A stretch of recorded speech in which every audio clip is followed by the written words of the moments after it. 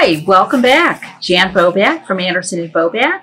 Welcome to my office. We're here today to talk about our video blog on bankruptcy and divorce.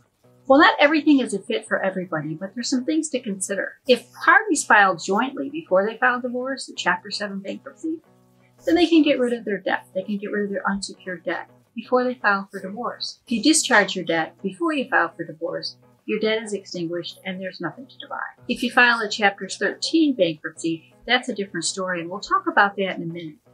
But the question is, should you file for divorce before or after the bankruptcy? And in taking into consideration getting rid of your debt, you also take into consideration the exemptions. If you file jointly before you get the divorce, the exemptions could be doubled because there's two parties instead of one. In a Chapter 7 bankruptcy, the trustee sells your assets, your unsecured assets, and the money received from the sale is used to pay your debts.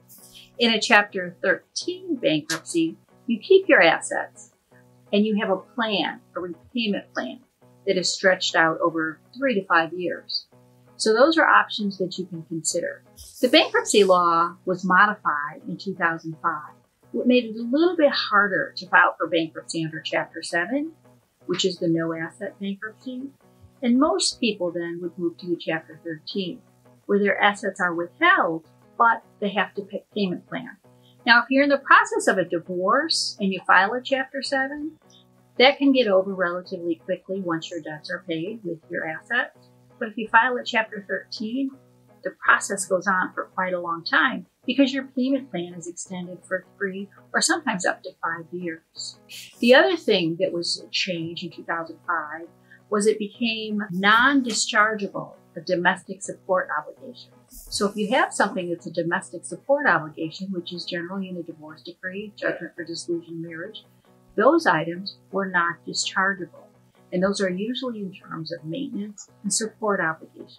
So in drafting a marital settlement agreement, it is important to distinguish between what is a domestic support obligation and what is not a domestic support obligation. In the process of a divorce, if there's a marital settlement agreement where the parties agree who's going to pay which credit cards, oftentimes it is a concern that if one party agrees to pay credit card A and does not, that the other spouse would be required to pay that credit card.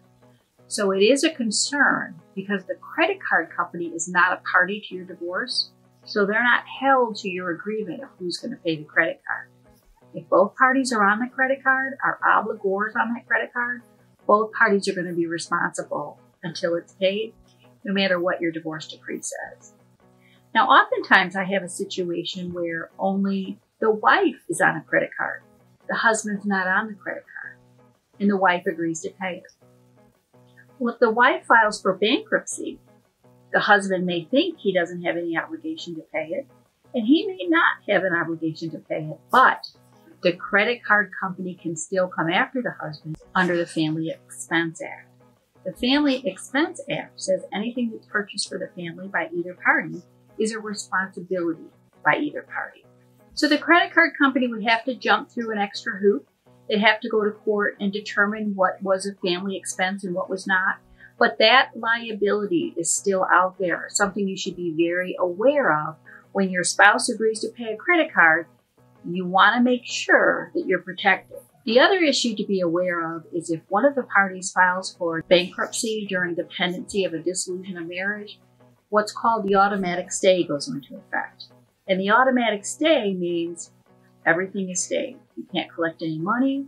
You really can't even divide any property because, as I said earlier, the property all becomes part of your bankruptcy estate. For example, if you own an automobile and it's titled in both your names and the wife files for bankruptcy, it becomes part of her bankruptcy estate because it's part of her assets. So then your divorce court is not going to be able to divide property that belongs to the estate of the bankruptcy. So it becomes very complicated when one party files for bankruptcy during the middle of a divorce proceedings. Things can still proceed as long as specific actions are taken and protections are taken. But it's really good to consider, should I do it before or after? And sometimes it happens during, which could cause a little bit of a problem. These are all issues that can be worked out, but they're all issues that need investigation and determination of what's best for each client. So talk with your attorney if you're planning on getting a divorce, your divorce attorney, before filing bankruptcy, and get the best decision for yourself. Thanks for listening. If you want more content like that, please subscribe to our channel. Look forward to chatting again. See you soon.